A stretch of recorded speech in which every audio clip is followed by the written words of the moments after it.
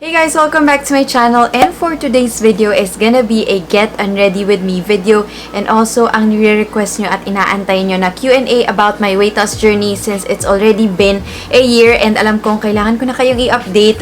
I posted sa aking Instagram, nagtanong ako kung meron kayong questions. So for this video, as I remove my makeup, so ito ang makeup ko for today, I will also be answering your questions. So first, teka lang, ipapakita ko sa inyo yung photo na yon, aking Instagram. If you haven't followed me on if you haven't followed me on Instagram yet, it's at Raych Ramos. And this is the photo that I posted. Ayan, diliman natin. Ayan, o nga naman, pwede palang diliman yung sa phone. So ayan siya. This is my photo which I posted on Instagram. I'll be answering some of the questions here. I got ilang comments? 79 comments. So, yung iba naman messages. So, thank you so much, guys. I really appreciate it. So, anyway, before I go through with the Q&A, I will also be starting to remove my makeup. So, for the first step, I'll be using this one from Happy Skin. Kung mahilig kayo sa Sanrio Hello Kitty, sobrang cute niya. So, this is the Make a Clean Sweep Micellar Makeup Wipes. I love using micellar water when it comes to removing my makeup kasi sobrang gentle niya sa skin and nakatanggal talaga siya ng makeup. So, ito, first time kong matatry yung makeup wipes na to. So, before I remove it, I will just be showing you the product that I used for my face. Ito, alam nyo naman, hindi ako mahilig mag-heavy makeup talaga. So, for everyday, like going to work, I use a tinted sunscreen. Ito, OG na to. Tagal ng favorite from Bello. This is the Perfecting Shield Tinted Sunscreen. This is how it looks like on my face. And nakaka-ano siya, ang tawag dito, meron siyang tone adapt technology, kaya nagbe-blend siya with your skin tone. So, yan. Ayan o. Yan yung totoo kong skin. Ay, sa blush pala kasi natanggal ko na din siya. This is what I use. This is from K Palette. It's my new favorite. It's the Lasting Chick Tint One Day Tattoo in 01. I love it so much. Sana nakikita nyo, pero ayan siya, very natural lang din yung itsura niya. Yan, zoom in ko ng onte para mas kita. So, for the first question, habang nagtatanggal ng makeup, alam nyo, hindi ko to skill. Parang nahihirapan akong gawin both at the same time. So, let's see the first ever question. So, this one is from Monica May. What do you usually eat po when you are outside office or mall daw? So, you guys know how I am working a 9 to 5 job. So, I go to work Mondays to Fridays. And, tawag dito, I usually eat the normal food. As in, talagang control lang yung kailangan. Kumakain ako ng Jollibee, McDo, lalo na pagka nagmamadali, may meetings, Burger King, ganyan. I know it's not healthy, pero pagka hindi naka-prepare ng baon yun, kumakain talaga ako with all honesty kung ano yung nandyan na, yung madali. And, syempre, yung aso ko yun, si Coco, pasensya na kayo. Syempre, pagka sa meeting, hindi ka naman pwedeng mamili or mag-inarte. So, kung anong nandyan, yun, kainin mo na lang. It's just that, for me, the best advice is to prepare your baon para mas controlled mo talaga, let's say, nagbibilang ka ng calories or mas gusto mo ng healthy or ito talaga yung preferred mo na food. So, it's all about balance and also control and discipline. Yun yung pinaka-importante kasi nandyan lahat ng temptation, pero kung hindi ka naman magpapasway, hindi ka naman talaga kakain at all noon. So, yun lang naman yun. Talagang discipline lang. Pero ako, I eat the normal food. I don't go on a diet. It's just control. And if you want to like double cleanse, pwede naman kayong gumamit ng it's either this one is my favorite. Nakikita nyo na to pa ulit-ulit sa aking mga skincare videos. My favorite, OG Vanilla Co. na Clean It Zero Special Kit to. So, ang cute kasi mayroon na siyang 4. Kung gusto nyong matry yung mga yung mga ibang variants. So, ayan siya, guys. My favorite here is the original one. So, you can use a cleansing balm or a facial wash. So, this is how it looks like. I will be using the pink one. And kung gusto nyo naman na mag-facial wash pa na talagang matanggal yung makeup nyo, kasi ako yung tao na bago matulog, gusto ko talagang natanggal ang aking makeup. So, we have here yung Snail White Namo Facial Jelly Wash. First time ko din siyang matatry. So, ayan, I can use a bit of this and also this one, especially sa mga areas na gusto mo talagang matanggal. Dito sa lip tint, dahil hindi mag-work yung makeup wipe dito because this is a long-lasting tint, pwedeng itong cleansing balm yung tanggalin. Ayan o guys, this one is a favorite as well. As I remove my makeup, I will also be sharing you the products that I used. So for my kbeauty lip tints favorites, you guys know this.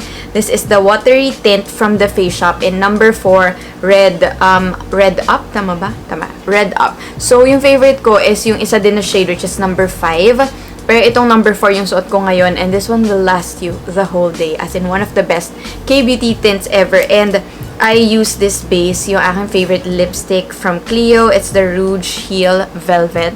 So, ganyan siya. This is in number 15, Ginger Vanilla. Tama ba yung pagkakaalala ko? So, yun muna yung i-apply ko para maganda yung pagka-gradient ng lips. And then, I use this lip tint sa middle para very Korean yung itsura niya. Or, alam mo yun, fresh lang. So, that's what I use sa lips. So, ayan siya. Ang dami ko na sinabi sa mga ginamit ko. Para lang, alam nyo din at siguro baka itanong nyo sa akin kung ano yung mga ginamit ko. And lastly, before I go on and removing my makeup, this one is the One Day Tattoo Lasting 2-Way Eyebrow Liquid from K Palette. OG as well in natural brown. So, yan yung ginamit ko sa aking brows. Very natural lang siya. I will be using my Vanilla Co. Clean It Zero. So, it's a cleansing balm. And then, you just get a bit. Gusto ko to kasi perfect siya for traveling. That's why it's amazing. It's an oil base that you just apply on your face. Eh, nakikita nyo, mas nakakatanggal talaga siya ng makeup. So, apply nyo lang siyang ganyan. Parang minamassage nyo lang yung face nyo. And then, you cleanse it afterwards. So, let me read another question. What fatty foods do you avoid? Hindi din talaga ako mahilig sa, like, taba. Alam mo yung kinakain sa, sa, let's say, sa liempo, ganyan. Tinatanggal ko talaga kasi siya by nature. So, hindi lang din talaga ako mahilig. It's not just because nagda-diet ako or what, pero hindi lang talaga ako mahilig kumain nun. So, pwedeng kung kunwari, minsan gusto mong kumain ng onting fat, sige. Pero wag naman lagi because it's really not healthy. It's cholesterol. Alam mo yon, bad talaga siya for the health. So, ayan. And then, tamang-tama. Ganito yung itsura ko pero nagsasagot ako ng questions. Ayan. Are you doing HIIT workout? Laki ng pinayat mo. Sana ako din kaya yan. From Ray de Los Santos. So, no, I do not do any workouts. Maniwala man kayo sa hindi. I really don't. Nakikita nyo naman sa IG stories ko na wala akong time to go to the gym. Pero sabi ko nga, yan yung resolution ko. Kailangan ko ng pumunta ng gym. So, bala ko mag-boxing para, laban na to.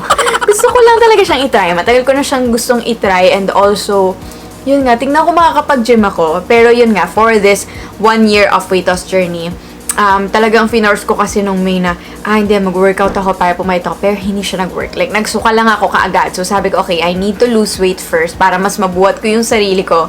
Kayanin ko ng buhatin yung sarili ko pag nag-workout, ganyan, hindi na ako sobrang bigat. So, ganun yung nangyari. And then, nalimot ko na dahil sa sobrang busy sa work, hindi na ako nakapag-workout. And yun nga, nangihinayang lang ako kasi ang mahal ng gym membership. So, sa bahay muna or dyan lang sa labas ng, ng bahay, sa village, ganyan. So, yun, I will be trying to work out soon. I-film ko naman siya. Babalitaan ko kayo guys kung maging successful siya. So ngayon, i-rinse off ko lang to and then babalikan ko kayo.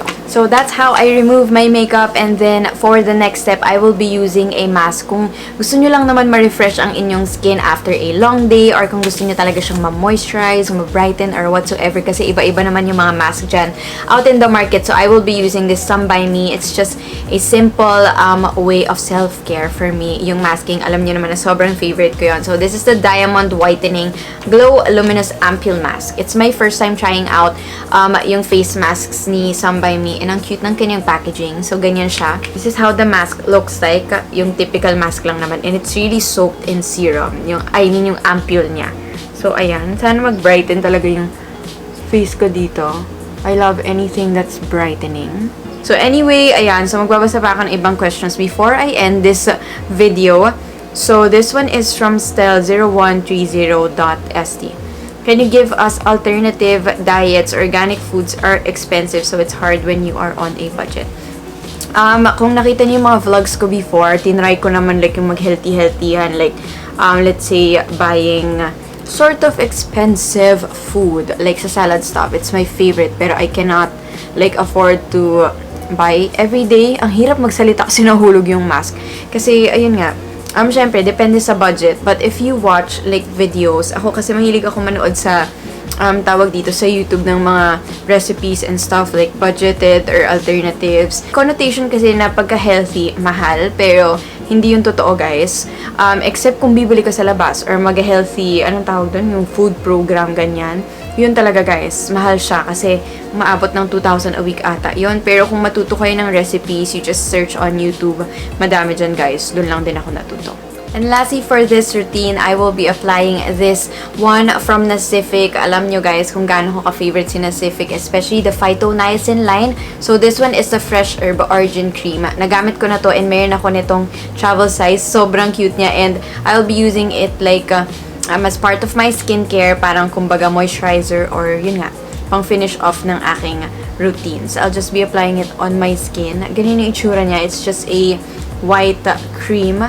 And I love Nacific products so much. They're really effective, especially if you want to achieve that Korean glass skin. Kung mag-work sa inyo pero hindi naman ako nag-breakout at all with their products and I love it so much. It's really brightening and glowy yung aking skin when I use their products. So, ayan guys, this is the last step for my Get Unready With Me video and my Q&A. A bit of Q&A for my weight loss journey. Sana nasagot ko. If you have any other questions, let me know in the comment section down below. And itatry kong gumawa ulit ng video kasi mas gusto ko yung separate talaga. Pero tinry ko lang siyang isingit dito para hindi naman boring yung pag Get Unready With Me ko na nagsasalita lang ako and stuff. But at least yun nga. Parang nagchikahan lang tayo because I missed filming so much. So that is it. So this is how my skin looks like after removing my makeup.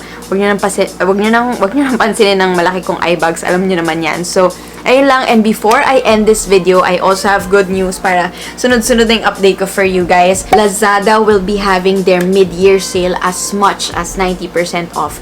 And you guys, kung napanood nyo sa aking Instagram stories, last week pa lang nag-add to cart na ako kasi sobrang excited ako. Alam niyo naman, mahilig ako sa hauls, mag-shopping, at lalo na kung sale, mas bongga yan. So, ito guys, I will just be showing you some products na talagang ng Lazada na yan. As much as these products you can get on sale, sobrang daming good deals. So, make sure you check it out now sa app. I'll be putting the link down below para makita nyo. So, that is it guys. Again, thank you so much for watching this video. I really had fun like removing my makeup and talking to you guys for a while.